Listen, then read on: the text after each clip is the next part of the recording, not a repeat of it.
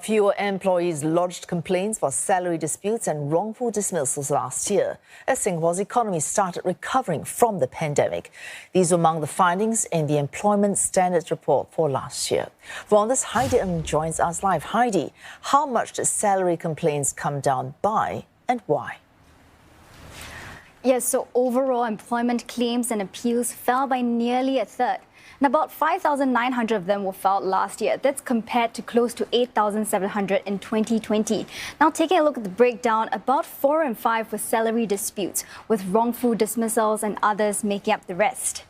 Now, the incidence of salary dispute claims also came down in 2021, and they include complaints like not being paid on time or having OT pay withheld, or, for example, having to pay out of your own pocket for certain company expenses first, like travel expenses or furniture or stationery, and not getting that money back. So among the local employees' decline, that was really partly driven by a drop in salary claims in services sector, like the retail and food sectors, which saw significant economic growth in 2021.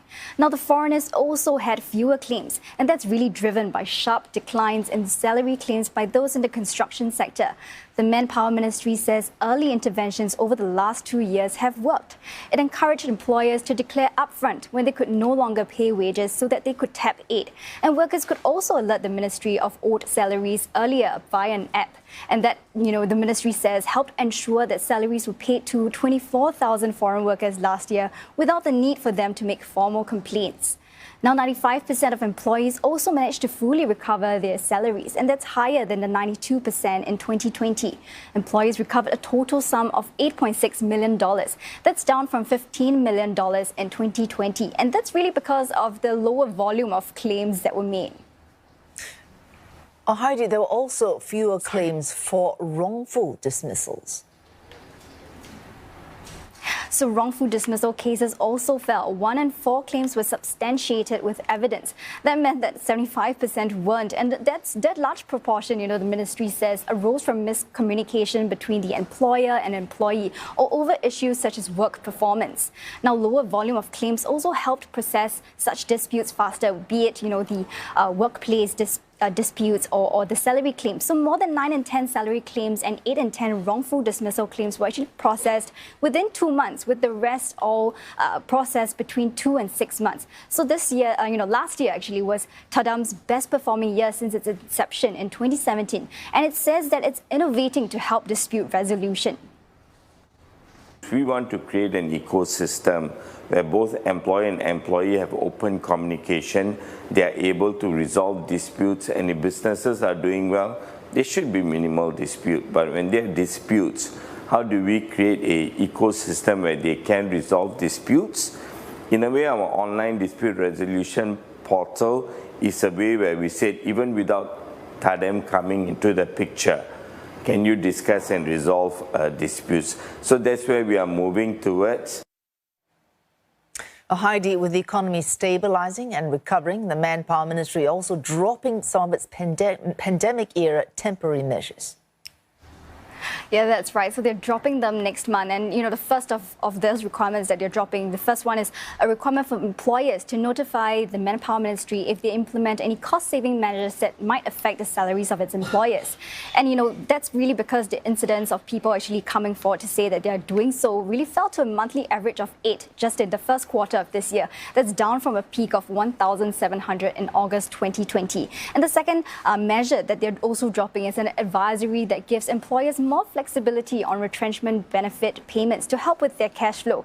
Likewise, the incidence of employers coming forward to say that they need help with that also fell to a monthly average of 8 in the first quarter of this year, down from a peak of almost 200 in August 2020. So, the Tadam says it's really no longer necessary to follow up on these two fronts at such a high tempo. So I also did ask the general manager of Tadam, about the possibility of reintroducing similar measures down the road if, economic uncertainty takes over.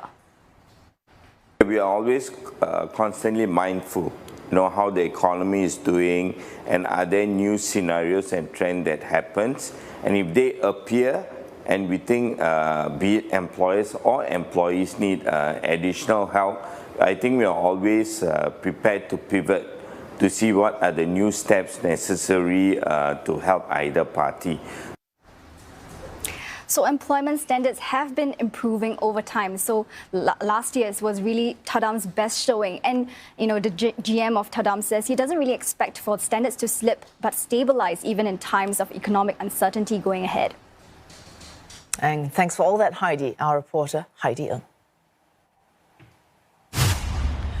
Well, here are some other findings from the Employment Standards Report. The ministry used data analytics and found 90 companies violated the progressive wage model. Now, this was for the period between March and December last year. For non-compliance, companies could be fined. MOM also carried out inspections on private security agencies. That was between April and August last year, and about a third of them breached the Employment Act. Serious offenders were also taken to task.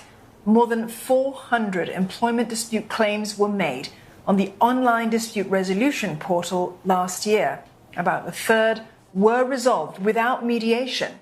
Most cases were resolved through virtual mediation. By next year, the portal will use artificial intelligence to guide parties to agree on a fair settlement.